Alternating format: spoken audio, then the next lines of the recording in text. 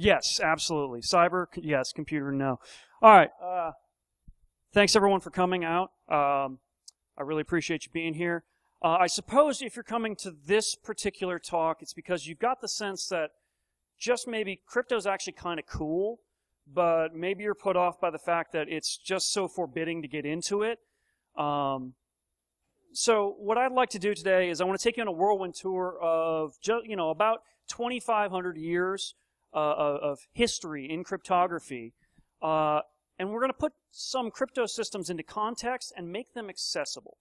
I want you to come away from my talk today with a better idea on how to get involved, where to begin, and really just how to approach cryptography in a way that you can think, hey, you know what, I can jump into this, I can do this.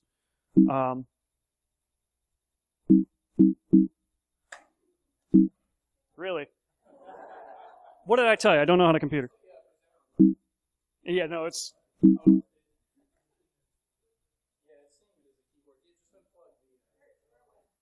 All right, can we, now, okay. I will use the button. All right, so first a quick note about me. I work in Blue Team for a living. I am a reformed web developer, so I apologize for my sins of the past. Crypto's not really a particular specialization of mine. It's just an area where I've always had a personal interest because in my background, I have a math and computer science degree, and I get into abstract systems, and I understand that most people don't. So I'm also a little bit of a history buff, which meshes with this topic surprisingly well. So let's start at the beginning. You've come to a talk about crypto, so surely you've got some idea in a very broad sense, at least, what cryptography is. So we've got some information that we want to keep confidential. We want to make sure that no one tampers with this information because we've placed a high value on it. We want to make sure that it gets to a recipient unchanged and private from other people. So maybe we want troops to march east and not west. Maybe the assassination attempt needs to occur at exactly 3 a.m. Or maybe I want to buy the Borgias on Blu-ray and not 50 Shades of Grey. So whatever it is, it's a secret of some sort or another. We don't want to just keep it, though, because then I could just lock it in a safe and keep it locked away forever. But no, we have to give it to somebody else, and that's, or else it's not a useful secret. And cryptography is how we do that. So first I want you to meet Alice and Bob. Normally people teaching cryptography will typically refer to Alice and Bob as a model for illustrating different crypto scenarios. A and B are busy exchanging messages, and they're trying to keep Eve from eavesdropping or messing with their notes. And this can be very, very informative, but my God, it makes for some really horribly dry material. We're not going to be speaking of Alice and Bob anymore after this. There's a long parade of brilliant minds who have left their mark on the field of cryptography. They have incredible intellects, but it's rare that we celebrate their stories. It's because these are the faces of academics, of mathematicians, of philosophers. They're men of ideas, and they're known to us for their works, not for their deeds. Because if their work was accessible to us, I'd have nothing to talk about here right now. But these people, these are the people whose stories we've always craved. So today, and by the way, this right here, that's the only Sun Tzu reference in the whole conference. I promise.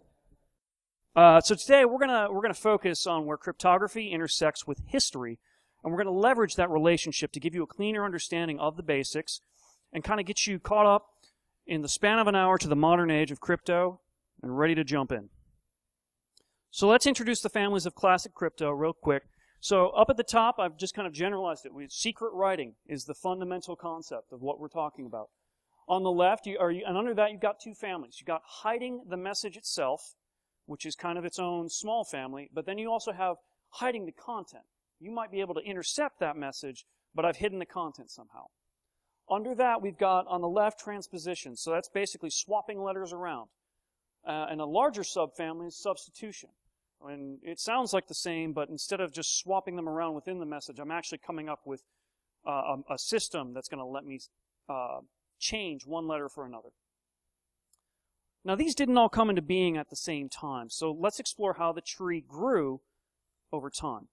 And that's why our story begins here, in Greece, in 4th century before Common Era, or BC, if you prefer to think of it that way, with Darius I, or also called Darius the Great. And by the way, if you're a fan of the Civilization games, that's this guy.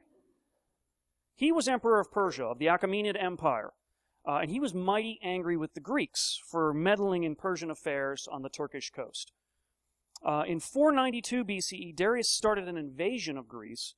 It floundered at first, so he tried using diplomacy to get through to the Greeks just how angry he was, and they reacted a little predictably. So he tried again. This time he sacked Eritrea, and then he went for Athens. So the Persians landed at Marathon, which made a nice landing point so they could continue their invasion. And that's where they engaged the Greeks. The Greeks had fewer soldiers, but they fought with superior tactics, and they drove the Persians off and squashed the invasion. This is where we get the legend of Phidippides, who was the herald who famously was who ran from the battlefield at Marathon all the way to Athens, roughly 26.2 miles, to deliver joyous news of the victory, only to collapse and die upon delivering that news. Of course, that's a little bit of a legend. That's not really substantiated fact. But despite the defeat at despite his defeat at Marathon, Darius' campaign in the Aegean was very successful. He intended to return to finish the job, but he died of old age before he could. So it fell to his son Xerxes I to finish the conquest of Greece. But the Greeks were warned of Xerxes' invasion. Sparta has a unique form of government, that features dual kings, and Demaratus had been one of them. His lineage had been called into question by one of his rivals, and so he was deposed.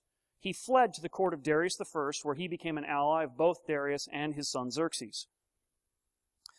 Demaratus scraped all the wax off of a writing tablet, a folding writing tablet. So if you imagine, just a little portable cabinet that had doors, he scraped the wax off of that and carved his message onto the wood underneath. He had the wax melted and then poured back on, hiding the message. Now, why he did this, we're not really sure. Whether he wanted to gloat or whether he didn't want to see the subjugation of his homeland, we may never know. But nevertheless, he sent this message to Sparta. It was Leonidas' wife, Gorgo, who was the first to realize that there was more to this gift than meets the eye. So she had her countrymen also scrape all that wax off, and there was the message. Because of this warning, the Spartans were able to muster a small defense force. King Leonidas himself led a contingent of famously 300 Spartan hoplites and less famously about 4,000 other Greek warriors against the much larger Persian army. They engaged the enemy at a choke point at Thermopylae, so that's up here, and engaged in bitter combat there. Xerxes' army prevailed after about 7 days' worth of fighting, but it was a Pyrrhic victory. So historians estimate that the Persians lost about 10-1 over the Greeks. So it wasn't a total victory for either side. After that, the Persians conquered much of northern Greece, but before the Greeks could muster the rest of their defenses. But eventually the Athenians did provoke a naval battle at Salamis, here near Athens, and they were able to claim a definitive victory there.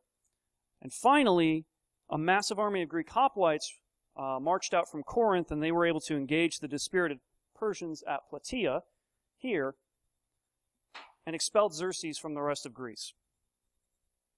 This is a great example of steganography, of hidden messages, and that's our first family of crypto.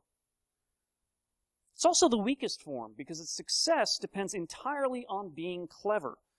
This means it's easily defeated by a vigilant enemy, or even sheer dumb luck. The Spartans understood this, and so they wanted to improve on the idea.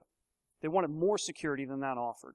So in Plutarch's biography of the Spartan admiral Lysander, he describes how important and secret messages were dispatched to their commanders.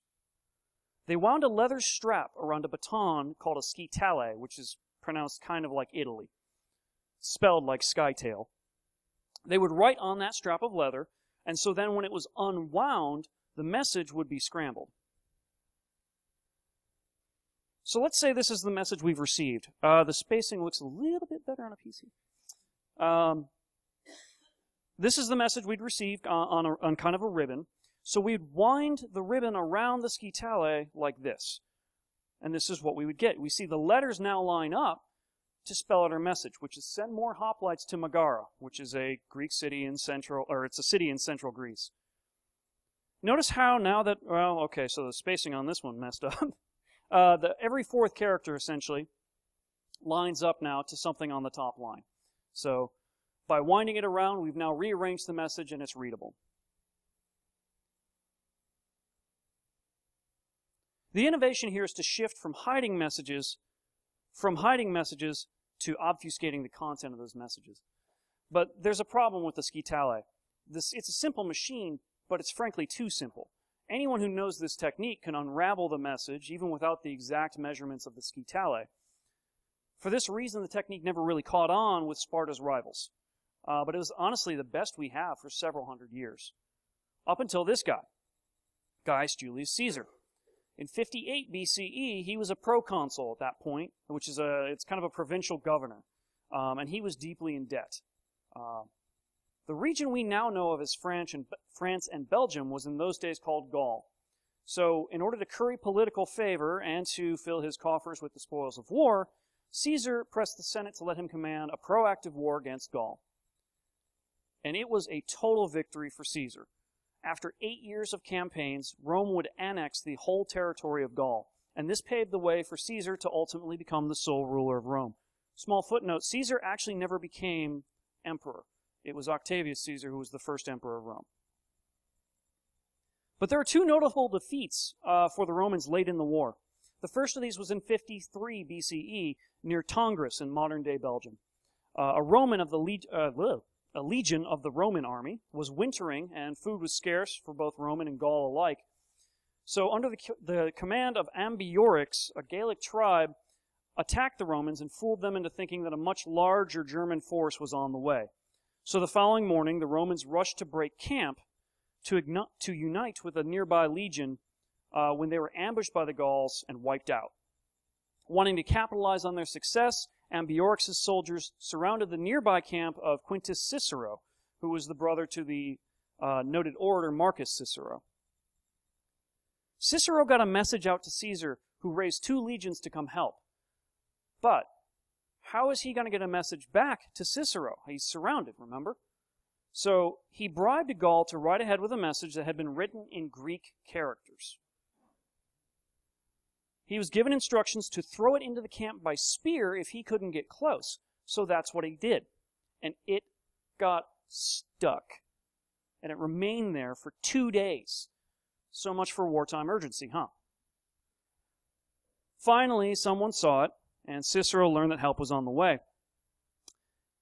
While it was feasible that the Gallic leaders might have been familiar with Latin characters at that point in the war, Greek characters would have been altogether foreign to them.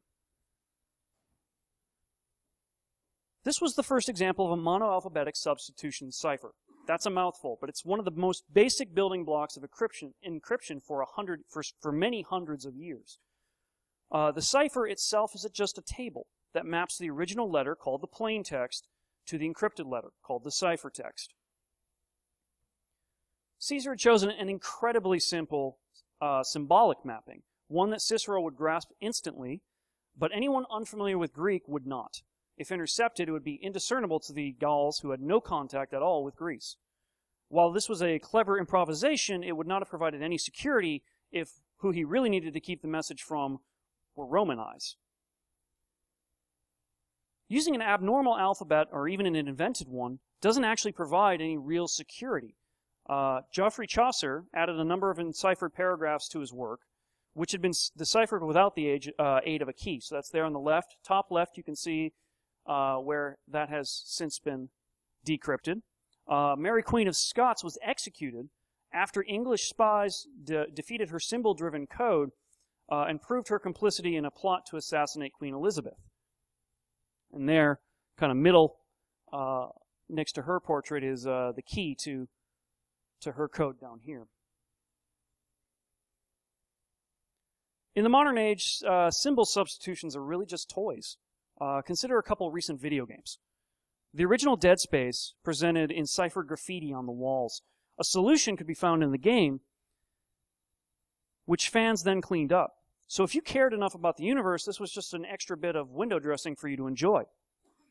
Indie darling Fez took a slightly different approach. They created an alphabet that used only 6 characters, but the rotation gave all the other letters. It was still fundamentally a monoalphabetic substitution, added as window dressing. And the critical weakness, oh, I forgot to add the key to that one. I actually drew that one out because I'm a dork. The central weakness is right there. It takes time to invent a scheme like this, and once the enemy has the key, it's no better than a regular alphabet. Later in his life, Caesar improved on his method. He used a shifted alphabet. So A will turn to D, B will turn to E, and so on.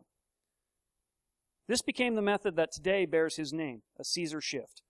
So we see here that that method with the plain text on top and the shifted alphabet on the second row. So if he wanted to tell Cicero not to abandon his camp, it would be enciphered thus. This is the same thing as what we today call rotate 13 or rot 13. Rot 13 is actually a special case of a Caesar shift. Since it shifts halfway through an alphabet with an even number of characters, it's symmetrical. A will go to N, and N will go back to A. And in mentioning rot 13, I think it's worthwhile to remember the Adobe ebook debacle of 2001. Elcomsoft, a Russian company that primarily makes password recovery software, noticed that early ebook vendors were using the rot 13 example that came with Adobe's SDK as their entire form of encryption. So that means that a basic text editor would decrypt these rights-managed documents trivially. The developer was actually arrested in the US and charged under the DMCA. In a press release, Apple inferred that the tool he wrote was, and this is a quote here, a determined illegal attack. Thankfully, the court disagreed, and in December of 2002, he was acquitted after a 2-week trial. Caesar's technique was later modified to, I say modified, but not improved, to feature a key phrase. A word or a phrase, such as Quintus Tullius Cicero, would be agreed upon by the parties meaning to chat by this method. So if you boil it down to the unique letters only, so you've got that on the second line, and then you follow it with the rest of the alphabet, that's your cipher alphabet. The resulting table is easy to remember, easy to generate, but this comes at the cost of some of the later letters you can see down here. They don't change at all, unless your key phrase has X, Y, and Z in it. So at this point, we've seen most of the crypto families emerge. The foundation has been set, but there's a long gap until we reach a point of maturity with this science. So to move forward, let's take a step back real quick. Have you ever wondered why ancient and classical Greece captures it's so enduring to us? It's certainly not the oldest civilization of antiquity. Isn't it impressive how it still manages to captivate us, impacting pop culture for the young and the old, even millennia after its decline? And the truth is that the great works of the Greeks were almost completely lost to Western civilization. The Romans were well acquainted with the Greeks. They were neighbors. But as the Roman Empire fell into decline, Europe's knowledge of the Greek language declined as well. So when Rome fell in 476 Common Era and ushered in the Dark Ages, many Greek texts that had never been translated into Latin had no future in Latin. So where did we get them from? So in the 8th century AD, CE, whichever, Al-Mansur was the head of the Abbasid Caliphate. He was and this was after the great conquest of Islam had subsided. He founded the city of Baghdad near the conquered city of Ctesiphon. That's a mouthful. Try saying that one 3 times fast. He was also a great lover of knowledge. He founded a library there called Bait al-Hikmah, or the House of Wisdom. This began the Islamic Golden Age, a period in which literature, philosophy, mathematics, and science poured out of the heart of the Islamic world, and his thirst for knowledge instead of conquest was insatiable. Bait al-Hikmah was central to this activity. Here, scholars would bring whatever books they could find in the world back, and they would translate it into Arabic. That love of knowledge was infectious during this period. So in Al-Andalus, which was Muslim Spain, Al-Hakam II also founded many libraries throughout the territory. And he brought Arabic books that had been translated centuries before into Spain. Under his leadership, Toledo in particular emerged as an important intellectual center. So the mathematics and engineering that were taught in Toledo made the great heights of Europe's cathedrals possible. By the 12th century, the Archbishop of Toledo finally founded a school of translators who began translating these books in Arabic into Latin. So for the first time in 7 centuries, Europeans could peer into the minds of a civilization it had never had direct contact with. But knowledge of this history isn't the only impact that the Islamic Golden Age has had on crypto. One of the important concentrations of study at Bait al-Hikmah was the Hadith. Most people understand that the Quran is the primary holy text of Islam. Muslims believe it to be Allah's revelation to the Prophet Muhammad. Its name literally means the recitation.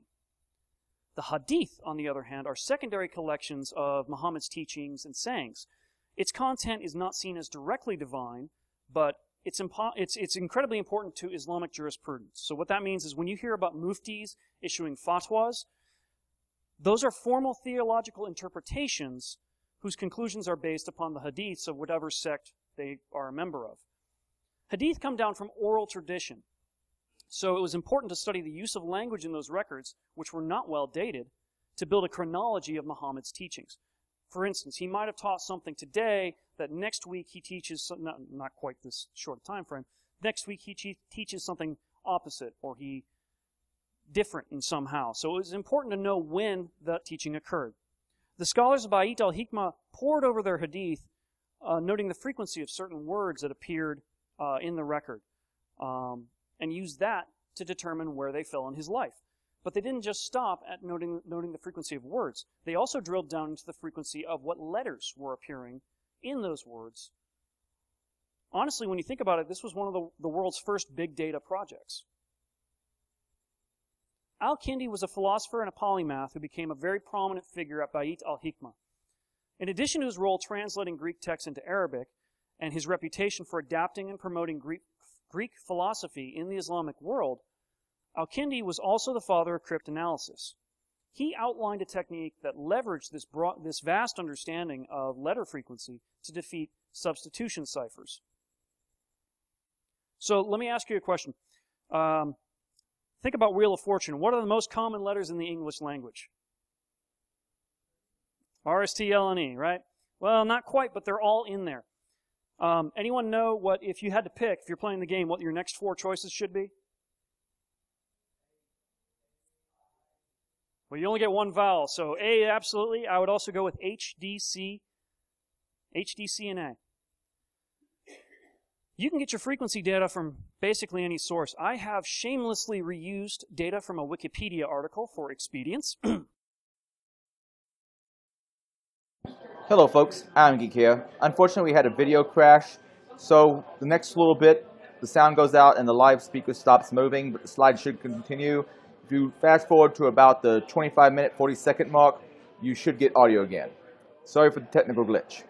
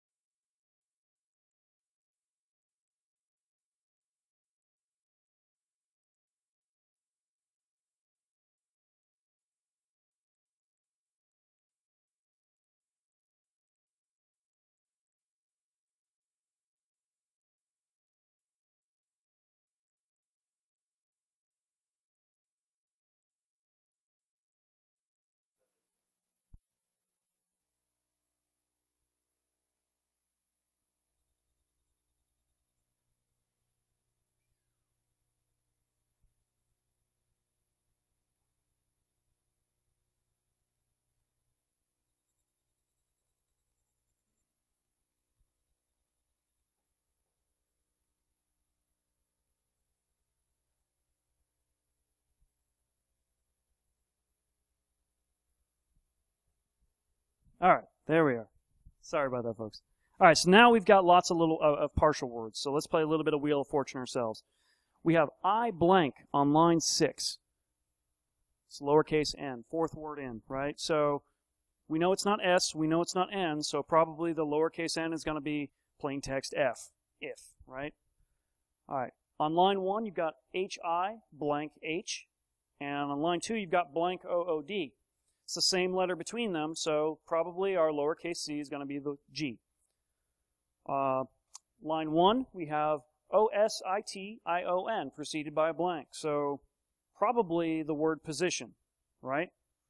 And that's preceded by O blank blank. Out position? Hour. So we've got U and we've got R. So let's step forward. There we go. At this point, all that's left is to clean up the mess. So we can look at each word that's got 1 or 2 letters. Guess what seems reasonable? Fill it in and see how that shakes out through the rest of it. I've done that in advance for us because that'll take a little bit of time. There we go. That's some nice work now, huh? Now, if we take what we've done here with this table and we invert it, so that way you've got the plain text on top, and you reorder by the plain text letters, you can see that we're using a keyed substitution, a keyed Caesar cipher, and our key seems to be frequency analysis. This technique proved to be devilishly effective, which made life difficult for cryptographers. So naturally, they fought back. So they used null and double characters. So this null character would be one that simply a legitimate decipherer would know to ignore. A double would be something that says, instead of, if you wanted to say good, you would say G-double-O-D instead of 2 O's one after the other. They would use deliberate misspellings or the original leet speak, which threw off the frequency, but when you had enough text, cryptanalysts were able to see through that. You had codes, which is something I've kind of glossed over. Codes at this point existed a long time, and code would be where you would replace an entire word with a symbol or a number. And those worked pretty well, but your vocabulary is limited to what's in your code book. And if I ever steal your code book, then forget about your code. And then there were also nomenclators, which were kind of a blend of codes and a substitution cipher. So they would take a lot of the little words and actually encode those. So instead of doing as we did, we hunted for if and an and as, those words would actually be represented by encoded values. So this is the state of affairs in cryptography for a while, and it's a pretty grim picture. Throughout Europe, monarchs were in the habit of employing their own cryptographers to ensure the security of their messages and defeat the ciphers of their rivals. Encrypted messages became increasingly important to diplomacy, and for that reason, so does cryptanalysis. In the Game of Thrones, you win or you die, and it really, really helps if you cheat. So this is kind of the original blue team, red team arrangement when you get down to in information security, when you get down to it. Finally, in the 15th century, Leon Battista Alberti, who was a Florentine architect and polymath, lit onto a new idea after having a conversation with a friend of his who happened to be the secretary of the Pope. He published an essay introducing the idea of using dual substitution alphabets and alternating between them. So to encipher this message, the first message would come from the C1 alphabet, the second from the C2 alphabet, and on through the whole thing, back and forth. Trevi Fountain, by the way, is one of Alberti's more notable sculptures. Now this introduces some new characteristics into the ciphertext. Double letters are now very misleading. In the ciphertext, you see GG, which you might think would be a double letter in the plain text, but you would be mistaken. And also the double letters coming from the plain text, meet and noon, don't appear doubled in the cipher. Little words are also now harder, so we've used the word at twice in our plain text, but it's not repeated in the ciphertext. This was an important innovation. Using one or more substitution alphabet is a new family of encryption systems referred to as polyalphabetic ciphers. But it wasn't until the 16th century that Blaise de Vigenère built on Alberti's ideas and made a powerful new encryption system with them. The Vigenère cipher protects the frequency of the character in plain text because there's no correlation between the plain text frequency, between the frequency of a character in the ciphertext and the frequency of the same letter in the plain text. So first, let's consider a table that shows all 26 iterations of the Caesar shift. There is nothing secret, and for some reason, a couple of them are like, I'm not sending a coded message there, it's just a glitch. There's nothing secret about this table. If you were to intercept this, I haven't told you anything about the cipher I'm using, other than it's polyalphabetic. So since there's 26 alphabets, let's name each one of them after a letter. Visionary uses the letter in a key phrase and the letter in your plain text to look up the ciphertext. So let's look at a trivial example. The key is cat, and the text that we're going to encrypt is dog. So first we're going to look up column D in the C row. Hopefully this lines up right. Yay, it does. It's G. Next we're going to look in the O column we're going to look in the A row for the O column. And finally, we're going to look for the in the T row for the G column. So our ciphertext is GPA. Now, if you imagine that the Vatican used this after it was published to send a method about Pope Gregory's death, using his predecessor's name, his predecessor was Urban, as the key, we would set it up like this. Since our key has only 5 letters, we're going to reduce the Vigenère table to just those 5 rows. And we will encrypt. So, since this is a 5-alphabet cipher, that still means it's crackable by human without too much effort. It's still difficult, much more difficult than the mono-alphabetic ciphers. So if they announce the new Pope's election using a longer version of Gregory's name, so we're going to say Pope Gregory XIV is the key now, we now have 9 unique alphabets in a looping sequence of 14. This is much harder to crack. If you only had the one ciphertext sample, it's pretty much impossible. As much of a game changer as this was, it failed to start an overnight revolution in cryptography. Another type of cipher was capturing cryptanalysts' attention.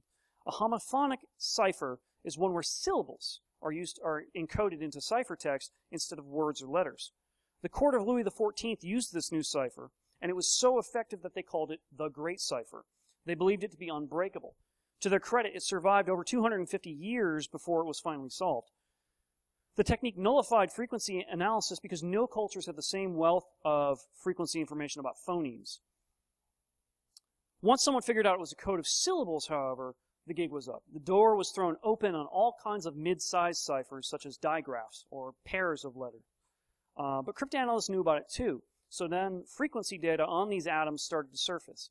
So from that point on, the security afforded by a homophonic cipher was about the same as monoalphabetic. Okay. There we go. Sorry. Slight hiccup. All right, so let's look ahead now to August Kirchhoff's, a 19th century professor of languages in France. In 1883, Kirchhoff had published a series of essays called La Cryptographie Militaire, and he was a great student of cryptography, and his essays proved to be among the most important works on the subject since Alberti. He understood the distinction between wartime crypto, or the momentary exchange between persons, and diplomatic crypto, security for an unlimited time. He outlined 6 principles for an ideal field cipher design. We'll run through them real quick. Number 1, the system should be unbreakable, in practice if not theoretically. 2, the design of a system, i.e. the algorithm, should not require secrecy. It's the key that matters. 3, the key should be memorable without notes and should be easily changeable. 4, they should be easily transmittable by telegraph, which will modernize to say whatever the technology of the day is. 5, the apparatus or documents you need to actually perform encryption and decryption should be portable and able to be operated by one person. And 6, it should be easy, requiring neither a long list of rules or special knowledge to actually perform these. Mere decades later is when Franz Ferdinand of Austria was assassinated in Sarajevo. So mounting political tensions in Europe ignited like a powder keg, and the European nations coalesced into the Central Powers and the Allied Powers. Yes, I do know that is an Onion headline, but it is, honest to God, one of the most descriptive and accurate headlines I found when looking for a World War I headline. So they matched up and squared off on 2 key fronts. The great powers of the world had brought the full force of their creativity and industry into painting the earth with new visions of hell. Despite the fact that forces were literally entrenched and advances slow and bloody, battlefield communication could save lives. Knowing that a gas attack was planned to precede your company's offensive thrust, for instance, was pretty important. Imagine trying to decipher messages in these conditions, under fire and shelling from the enemy. Kirchhoff's was spot on when he said that field ciphers would need to be easy to use. And so for that reason, World War I is a study in transposition ciphers. They were popular because of their simplicity, especially during combat. So far from meeting Kirchhoff's first principle of being theoretically, let alone practically, unbreakable, these systems were more complicated. They were still more complicated than the Spartan skitales. First, a key would be issued. A good key should be of fair length, longer than this, but this is for example, and complexity did not matter. Now we're going to order the key letters, first by letter precedence and then by order of appearance. So VA is number 1, TERLA is number 2, and so on.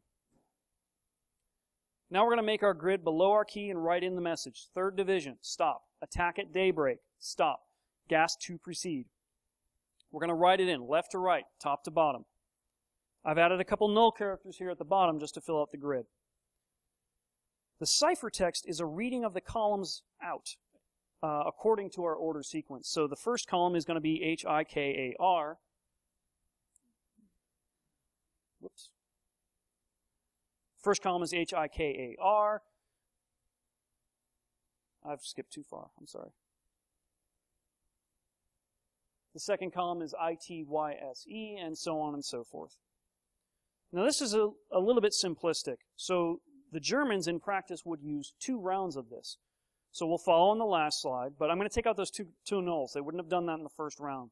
So they're going to write that first round cipher back into the grid, left to right, top to bottom. HIKAR, ITYSE, and so forth. The Germans would then add a number of null characters equal to the number of words in the key phrase. So here it's just 1, Vaterland. Now we're going to read those columns back out again in the key order. And we've shown it here in blocks of 5 characters for telegraphability. To decipher that message, the recipient is going to divide the number of characters, 42, by the key length, 9.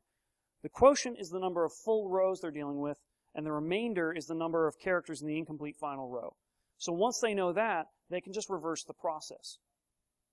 This is much more difficult than a single round columnar transposition, and but the much superior French cryptanalysts had solved this one very early on. So later in the war, Germany began experimenting with other systems at a chaotic pace once they caught wise to the fact that the French had high visibility into their systems. One noteworthy method they used were turning grills. A message would be sent in a square block, like so. Enemy artillery bound for your location. A couple of null characters added in. They would overlay the key, which would be a grid, and read the letters into the ciphertext. They'd rotate that grid clockwise and repeat until they've come full circle. To decipher, they would just start with the overlay on a blank grid and fill the letters from the encrypted message back into the grid, left to right, top to bottom, and rotate it every time until they filled it up. Perhaps the best-known failure of German cryptography during the Great War was the Zimmermann telegram.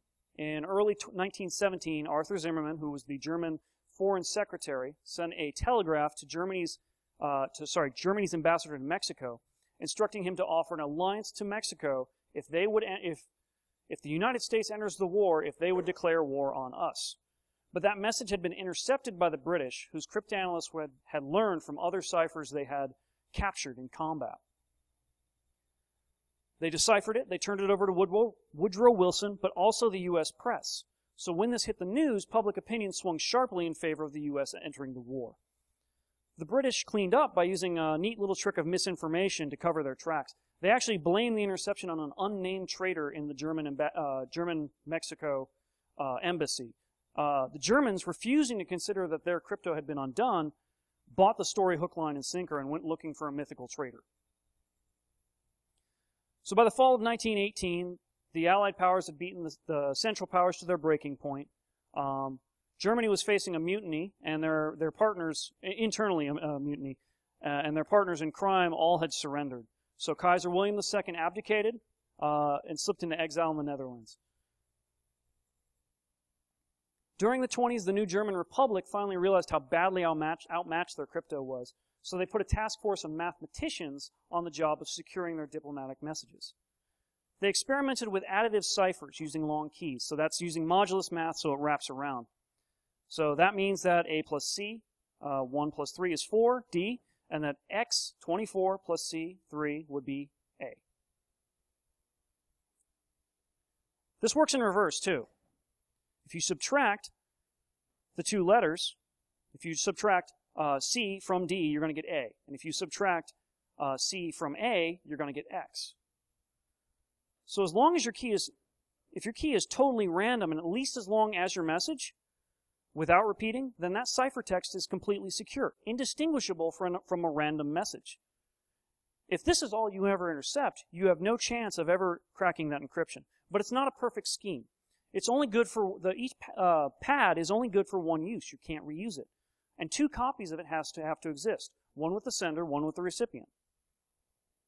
That's something that can be stolen or copied, and once that happens, your absolute security is absolutely compromised. All right. I'm running shy on time, so I'm going to fly through this here. Arthur Scherbius also started a company. He's German, started a company in 1918, also with the goal of improving German crypto. He stole some ideas from Alberti. Alberti had first developed a device that comes in a Cracker Jack box called a decoder ring. It was a simple fixed outer ring. The movable inner ring could be positioned to create any cipher shift you wanted. This was used heavily throughout war. I mean, this was one used in the American Civil War, and honestly, even into World War I, this kind of thing saw a lot of use. It was also very useful in Vigenère ciphers because you could use that without having the tables to quickly create all the different shifts that you needed. Scherbius said, why limit this to just simple shifts? So he created a rotor, which was it was a scrambler that mapped all your keyboard inputs randomly through the rotor, and then on the other side, it would connect to a lamp board where you would see your output letter. The rotor would turn after you pressed a letter, so that way, if you press the same letter twice, you get a different output. This is like Alberti's original polyalphabetic cipher, only with 26 different alphabets. Not satisfied with the complexity of one, he added multiple rotors. They behave like the wheels of a speedometer. So the first one will spin down only when the second one moves past its last state, like this. And then the second rotor continues to tick on its own. So this increases the number of alphabets to 26 by 26, or 676. So he finally settled on 3 rotors and a reflector. And that reflector just bounces the signal back through another channel in the rotor, making the wiring diagram considerably more complex. And then finally, he added a plug board between the keyboard and the rotors, which were used to, the Germans dispatched 6 cables they would use to swap letters, which boosts the number of configurations available tremendously. So you might have figured that the device I'm referring to Scherbius having invented was the Enigma. This didn't catch on in the early 20s when it was first released because of the high price. But by 1925, Germany finally figured out how badly outmatched they were in crypto and started buying these up like gangbusters. So using what I'm going to affectionately refer to as hand-wavy math, by which I mean we're going to trust a math grad student's well-considered white paper for the purpose of discussion, the total number of configuration options is enormous, 3 times 10 to the 114, which is that enormous number there. But the way the Germans actually used it, they didn't use quite so many. They used 10 to the 23 total configurations. Nevertheless, this was an incredibly daunting task to crack, so the Germans weren't crazy to consider Enigma to be unbeatable. But that proved not to be the case. The efforts of a team led by one brilliant mathematician demonstrated Enigma could be broken. And thanks to their work, his government was able to read German communication in the clear less than a day after its transition. Maybe that's not who you were thinking I was talking about. Marian Rejewski was a university student in Poland in the early 30s when the Polish intelligence service recruited him into their crypto program. This was before Hitler was chancellor, so they didn't yet fear their neighbors. They just felt it was prudent to gain a peacetime advantage. Sorry, he comes in later. He found a notch in Enigma's armor, and the first message of the day would contain information on how they were including their rotors. So he was able to develop techniques that allowed them to figure out what their day's configuration were and decrypt those messages inside of 24 hours. By the end of 38, though, Germany, in the preparation for war, increased the number of rotors from that they had available, not the ones they were using. They increased the ones available from 3 to 5. And the cost of the extra equipment would have been 15 times the annual budget of the Polish intelligence service, so they weren't able to do it. So unable to continue, and in the face of all of Hitler's now increasingly vitriolic anti-Poland rhetoric, they gifted all of their knowledge to the Allies. And they were astonished because Poland was a decade ahead of all the rest of them in decrypting this. And it was Alan Turing who then, during the war, at Bletchley Park, who devised a way to use crib words, expected phrases in the plain text, to compute the settings going forward. So, for instance, the German military had a standard operating procedure to send a weather report just after 6 in the morning. So it was a good bet that the 6:05 intercept included the word weather. Turing is a rarity among mathematicians. His story is a tragic one that's worth exploring on its own, and I don't have time today to do justice to his tale. The Imitation Game, though, is a worthy effort by Hollywood from last year to do exactly that. So that's an easy takeaway for you today. I highly recommend that. All right, that brings our lightning quick tour of the history of cryptography into the modern age. So in writing this, I wanted to go farther than this, but I found that there's so much material here that this is worthy of its own future talk. So before we go, I want to scratch the surface, if only just very lightly. I want to touch on two families of ciphers in the digital world. The first is the stream cipher. The goal of a stream cipher is to approximate that strength of the one-time pad, but in a way that doesn't actually require real pads. So first what we do is we're going to encode our plain text into ASCII digits and convert those to binary. Then a text key is going to be used to generate a stream of bits, a key stream, from a pseudo-random number generator. That key stream is going to generate the same data every time, every day that you use that same key. So we're going to have it produce some bits, which we're going to combine with plain text bits using the XOR binary operator. That's like our modular letter operation. This is reversible. So if A XOR B equals C, C XOR B equals A. One bit at a time. The next bit from the key stream is XORed with the next bit from the message. So we're doing blocks of 8 here for speed.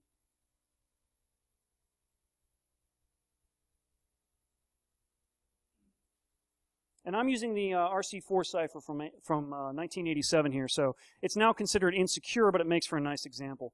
To decrypt, the recipient would use the same key to get the same key stream and just repeat the same operation of XORing all those bits, and they get the original. So stream ciphers are very efficient, but block ciphers like AES are where the heavy lifting is done. And here's how those work. You start with a key, not a word key, but a binary one. First, you're going to perform a key expansion round. So this is a function that's going to use the master key K to generate lots of derivative keys. We're going to take our message M, and we're going to perform a round of substitution and transposition operations using K1 to generate M1. We're going to then feed M1 to the next round with K2 to generate M2. And we're going to continue this until finally, after n rounds are complete, the output is the ciphertext. Now, why is this called a block cipher instead of a round cipher? It's because the binary key is only so big, so we can only encrypt so much data at a time. So the message would be carved into blocks of a size matching the cipher's key strength. Each block is then encrypted and finally mashed together to form the final ciphertext. Each block goes through the same number of rounds as it's enciphered. And that's where crypto gets its legendary reputation for being hard and don't roll your own crypto. Because if you do what I just described in the last slide, you have an interesting problem. What happens if some of the blocks in the message have identical chunks of content in them? They end up with the same output. And this might not seem like a big problem at first, but when you look at it another way, you may not be protecting your data very well at all.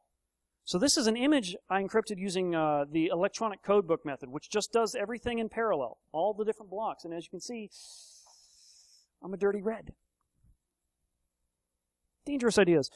This was done using AES, and AES is good crypto, but ECB is bad crypto. So, I mean, the forbidding warning not to mess with crypto is, you know, you can see how this kind of builds up in complexity as we've gotten through time. So there's other modes to encrypt data in series instead, and so the ciphertext from one block would be fed in as an initialization parameter to the next. I have used up all of your time and attention for today. I'm happy to, I have no time for questions, but I'm happy to be chased outside where you can hit me with any questions you have. I thank you all for your attention. Appreciate it.